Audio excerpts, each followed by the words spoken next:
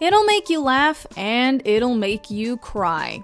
Welcome to MsMojo, and today we're counting down our picks for the top 10 Queer Eye Season 5 moments. For this list, we'll be looking at our favorite scenes from the latest season of this feel-good reality show. Number 10. Ryan's talk with his dad.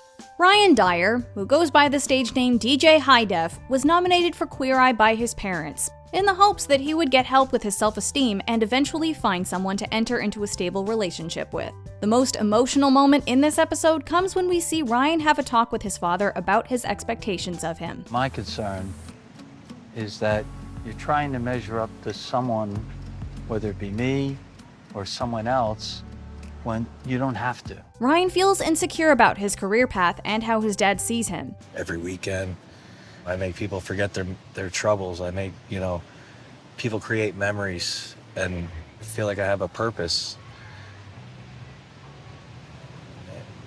And this is what makes me feel happy.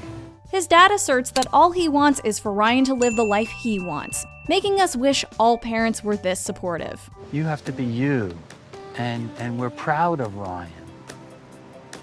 You're not going to disappoint us. Number 9. Abby talking about not being taken seriously. When you're in those meetings, you feel like, yeah, I fit in, like I belong here. Not usually. Okay. I think sometimes people don't notice that I'm much younger than them, but sometimes they do. And I always notice a lot. Yeah. I always walk in and I'm like, oh. Yeah. In the 5th episode of the season, we're introduced to Abby, who is willing to spend all her time fighting for the causes she believes in, but has a hard time making the time to take care of herself. So you need sleep time, social time, and work time. But if you are friends with and love spending time with all of the people that you are working with, work time is like social time. In a lot of ways, she's an unconventional Queer Eye candidate. But there's a powerful moment when she talks about how hard it is to be taken seriously as a young woman. That certainly resonated with many young female viewers. Do you feel like you won't be taken seriously if you're feminine? I think it's, maybe a little bit. Yeah. And people really don't take women that seriously, and it's hard to be like a young woman who's like very obviously a young woman. Luckily, after her makeover, she was definitely given a boost of confidence. But now I feel like you can tell how put together I am just by looking at me. Yes. Number 8. The father-daughter conversation. Me dolió tanto que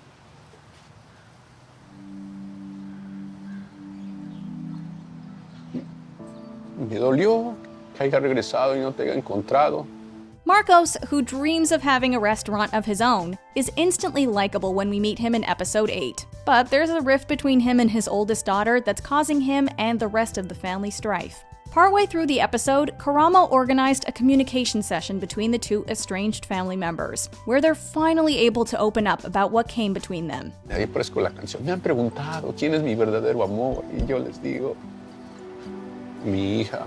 It's clear that this discourse helps them to finally be able to understand each other, and none of it would have been possible without the Fab Five. Como que yo sé que yo te necesito. Eres mi papá y yo necesito que tú me guíes y que tú me protejas porque... I'm sorry. Number 7. Doggy Fashion Show. Next up, we have Marley. She puts the gold back in Golden Girls.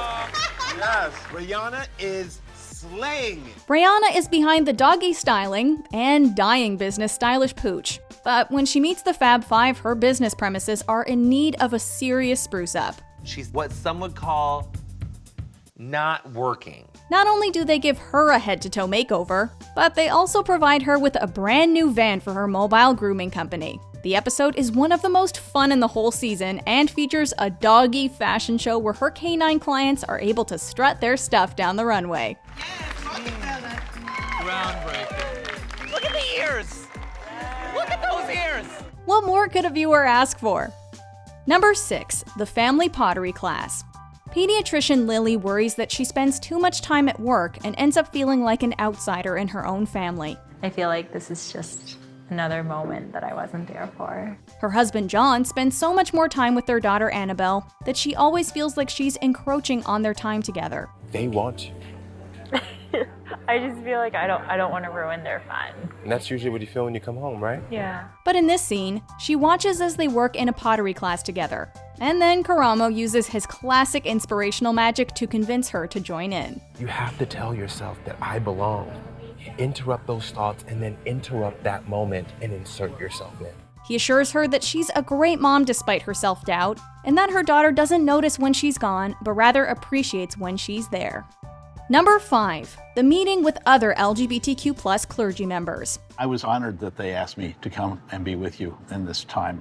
I've followed you on social media. I know you're a conscientious and dedicated pastor, and I appreciate what you do. Season 5 kicks off with a great episode featuring Pastor Noah, who is gay and out, but still has reservations about his place in the Lutheran Church. Not only does Bobby give the Church of the Atonement a major makeover, but Karamo also brings Noah to meet with some other LGBTQ+ members of the clergy, so he can begin a dialogue with people who have a similar lived experience to him. Would you ever tell that kid in your congregation they didn't come out soon enough? No. So why do you tell yourself that, child of God? It's clearly an inspirational and emotional encounter for Noah, who gets the insight to move forward with more confidence. And this stole gets passed down because we know that we're a part of a long, faithful calling. We don't think any of us should carry it alone and keep it. So I'm gonna give it to you. Number 4. Kevin's new teeth.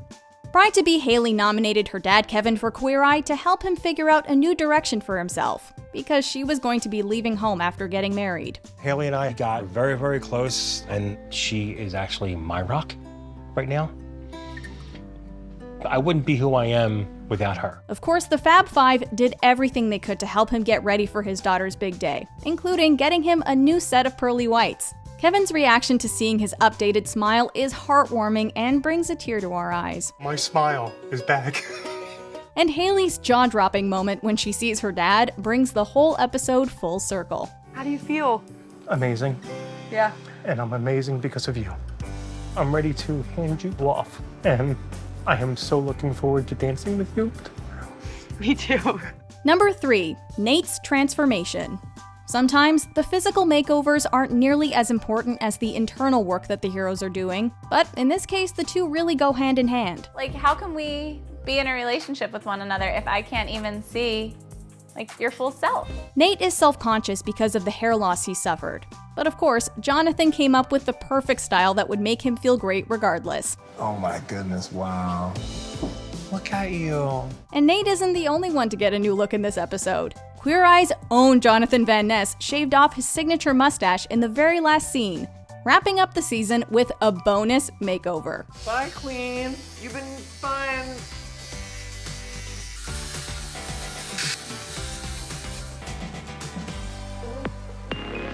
Number 2. Jennifer breaking down about her husband. I don't want to lose him. Yeah. And I don't have a choice. Before her husband was diagnosed with ALS, Jennifer was a stay-at-home mom. But since then, she's become both the family's caregiver and breadwinner, leaving her with little time to focus on herself. Her daughters wanted to have her on the show in the hopes that it would allow her to have a little me time. You can look back on the path and say, I walked that and it was fun. It was. Wasn't it? Yes. I might not know what's going to be happening up there, but I do know that was excellent. But Jennifer has a hard time thinking about anything but her family, as evidenced when she reveals her fears about losing the life she's worked so hard to build. It's scary as hell, but I can do it. While it's a difficult moment to witness, the episode ends on a high note when her family surprises her with a party in her honor. This is not for me. We want to celebrate you and everything that you do for us. I want to hug everyone on the show all the time. Also, I really loved Anthony's energy this season. Before we unveil our top pick, here are a few honorable mentions. Sister Act redo. Seriously, you have to know about Sister Act 1 and 2. And they hide her at a convent of nuns, and they've got a choir, but the choir can't sing. But you see, she's been a performer in Vegas for decades, honey, and she's got something to share, and that's the gift of song. Noah apologizing to Bobby on behalf of the church. The church owes you an apology. And as much as I can embody that, I want to say I'm sorry. Meeting Walter and honoring Bruley. Yeah, you are. You're a pretty boy. You're puppy.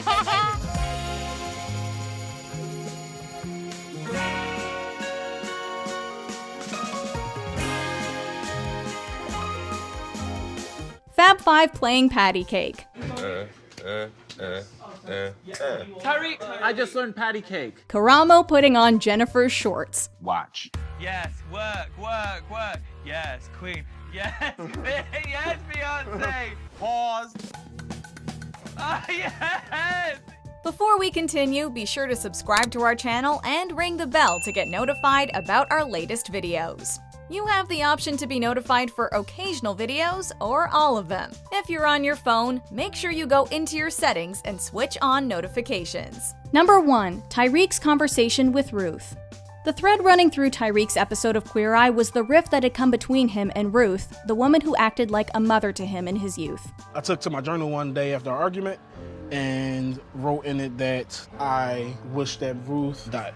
And she went through my journal, saw that, and flipped out. While he makes many changes on his journey, it's clear that the most important thing is repairing this relationship. So they took him from her, so I had to get him out of foster care. Yeah.